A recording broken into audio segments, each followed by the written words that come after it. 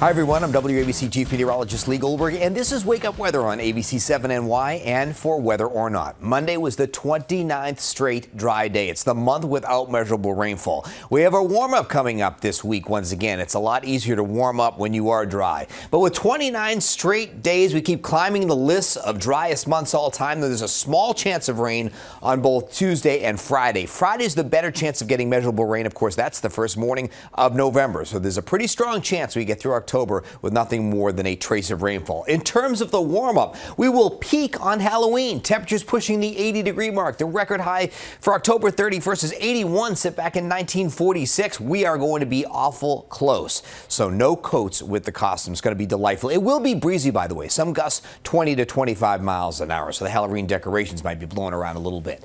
The extended forecast, it turns cooler over the weekend. We turn the clocks back, gain an hour of sleep. You get a sunset before 5 o'clock. The race is going to be dry. The marathon start temperature right around 50 degrees. I think the runners are going to love it. The wind is not going to be strong either. In terms of our sunsets, the Monday sunset was at 5:56, and of course, after we fall back with the clocks, it's a 4:49 sunset on November 3rd. That's Sunday. A month after that, we have some of our earlier sunsets of the season at 4:28 in early December. The longest dry spell in New York City history is 36 days. That's back in 1924. We are solidly in the number 2 spot and counting. Don't know that we get to 36 because of the rain chance coming up on Friday, but it's the driest start to any month on record. October's only seen a trace on the 9th and the 24th, nearly 4 inches below average. So you look at the driest months all time, top spot right there, June 1949 in second place. And then in terms of the season, just over 1.5 inches of rain. That's over 6.5 inches below average. For the year now, a 2.5-inch deficit, and reservoirs are running between 6 and 7% below averages. So if you look at the driest falls on record, we're right in the number 2 spot right there. Why so dry?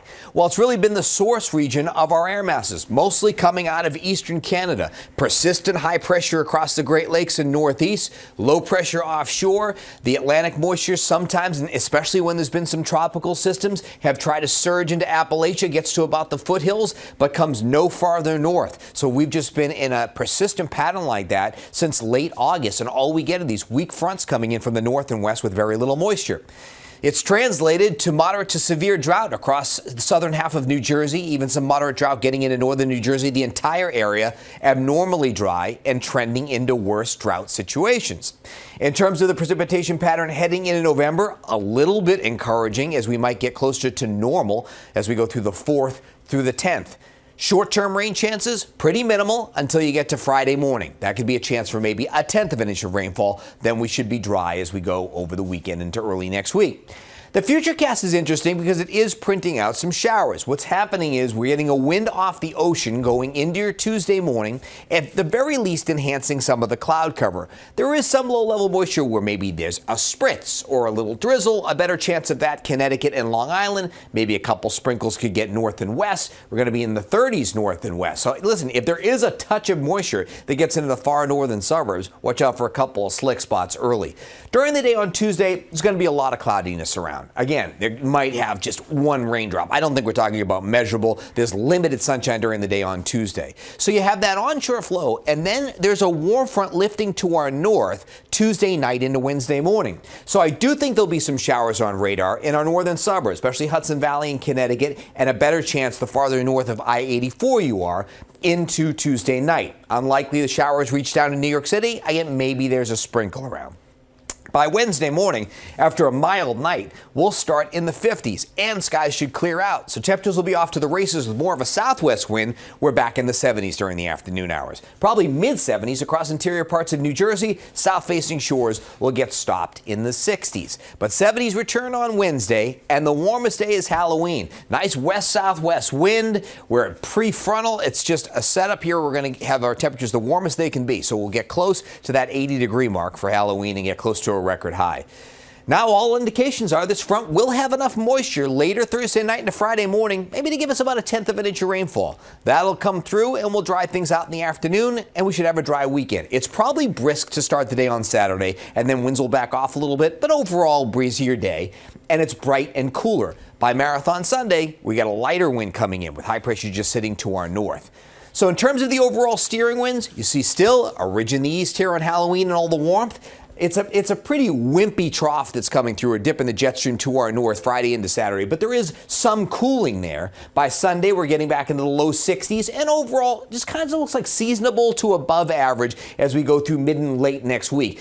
Again, it looks like we'll continue the pattern of weak little fronts, occasionally cooling us down, but the overall pattern suggesting that we're leading to more above normal temperatures. And that's what the Climate Prediction Center is suggesting, that through the first 10 days of November, we're going to see above normal temperatures. You look at the overall temperature trend for the next 10 days. Obviously, the peak is on Halloween. We've got a little cool down in the first part of the weekend. We've recovered to a little bit above normal for Marathon Sunday. We may not be done with 70s. That's the 5th of November, and then we'll cool things down late next week. So up and down we go, but it's really only splashes of chill and overall above normal temperatures. A check on the tropics. Obviously, things are quiet across much of the basin. There's a cluster of thunderstorms across the eastern Atlantic, but all eyes are on the Caribbean. Over the next week, we'll be watching for potential development down here. The next named storm would be Patty. Right now, it looks like it would stay suppressed. Even if a piece would come northward between the 5th and the 10th, it likely would be pushed out to sea, but we will watch it very, very closely. If you look at the low-level spin in the European model, you can see that basically there's a sign that around the 7th,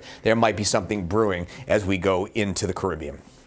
So 7 in the morning on your Tuesday, it's 51 degrees. It's partly to mostly cloudy. Could there be a sprinkle or a touch of drizzle in spots? Better chance of that in Connecticut and Long Island. Off to the north and west, it's in the 30s. Pretty big range in temperature. 51 in the city, 30s north and west, and probably 40s Connecticut and Long Island. Through the day tomorrow, more clouds and sun and lower 60s and nothing more than a sprinkle around. 64 should be our high temperature. First pitch for Game 4 at Yankee Stadium will be milder than the conditions we had on Monday. It'll be about 59, 60 degrees or so. So we'll go with 57 tomorrow night, mostly cloudy and milder. There's a shower mainly north, and again, first pitch for Game 4 will be right around 60 degrees, dropping into the upper 50s. Notice the precipitation chances aren't zero. There could be a passing light shower that goes through, but nothing that should interrupt the game. And again, it will be fairly mild in the Bronx. Here's your 7-day AccuWeather forecast. So by Wednesday afternoon, we're in the lower 70s. That should be nice. Mid-70s, interior parts of New Jersey.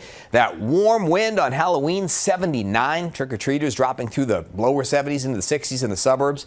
On Friday, I think I'll take the question mark off. I think showers look pretty likely in the morning, maybe a 1/10 of an inch rainfall, first day of November, 67 degrees. Then we get a little chilly Friday night and Saturday, only in the 50s despite a lot of sunshine. Down to 48 Saturday night. So figure Fort Wadsworth, Staten Island, upper 40s to around 50 at the start of the marathon. Most of the race would be in the 50s. Then by mid-afternoon, you're getting to about 62 degrees. So pretty perfect for the marathon. And then we start getting milder next Monday, but there will be a fair amount of cloudiness around.